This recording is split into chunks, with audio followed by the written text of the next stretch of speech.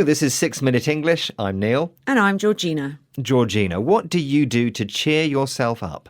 Having a walk usually helps, especially if it's in the countryside. Yes, being in all the green open space can certainly help us relax and de-stress.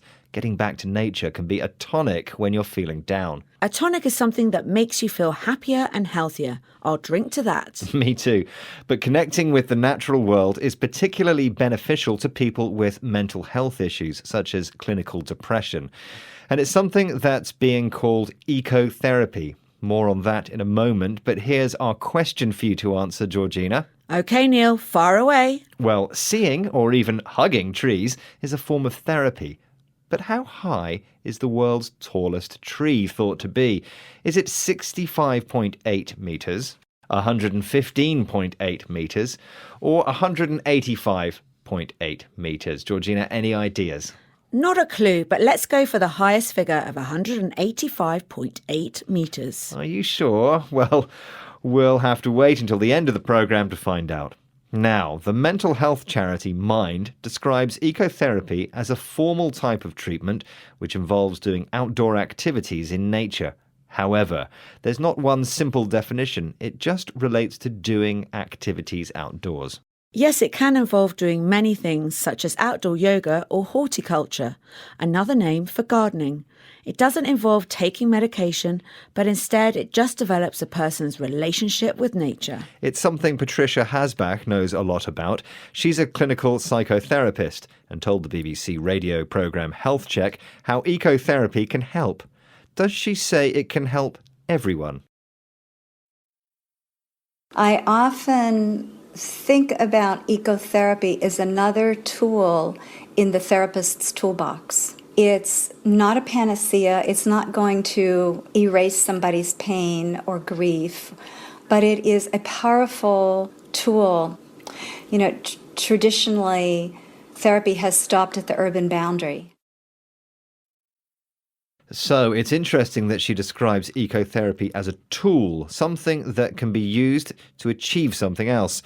Here, it can be used to help improve someone's mental health.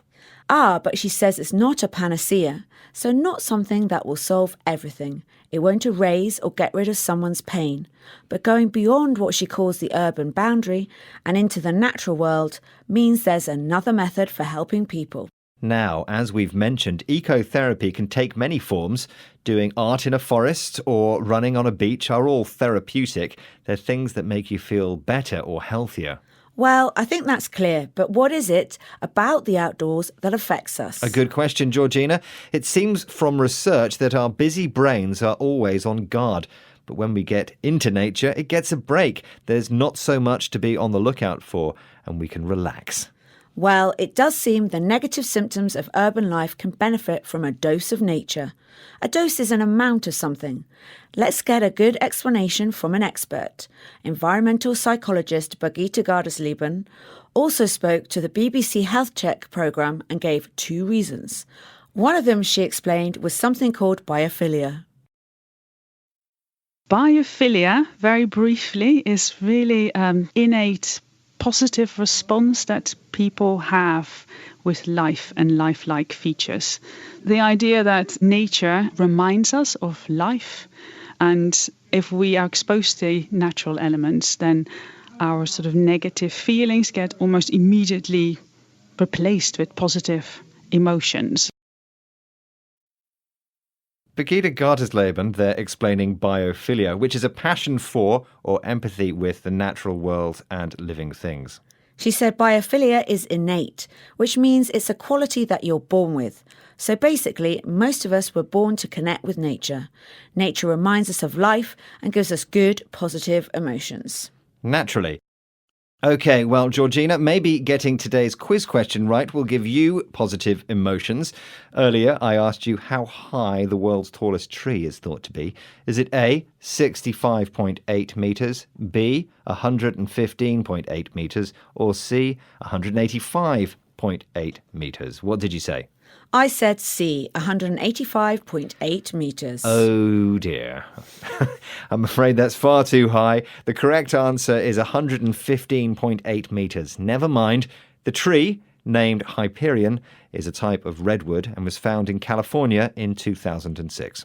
Well, that's still very tall and would be great to see. Now, we've just got time to recap some of the vocabulary we've discussed, starting with tonic, which can be a fizzy drink you mix with an alcoholic drink, but in the context of therapy, it can mean something that makes you feel happier and healthier. Horticulture is the study or activity of growing garden plants. In other words, gardening. A panacea is something believed to solve everything. If something is therapeutic, it makes you feel better or healthier. We also discussed biophilia, which is a passion for or empathy with the natural world and living things. And innate means a quality that you naturally have, you're born with it. Well, as you know, I have an innate quality for presenting this programme. But now it's time to go. Please join us next time, and don't forget to check us out on your favourite social media platform, on our app, and of course the website. Goodbye. Bye.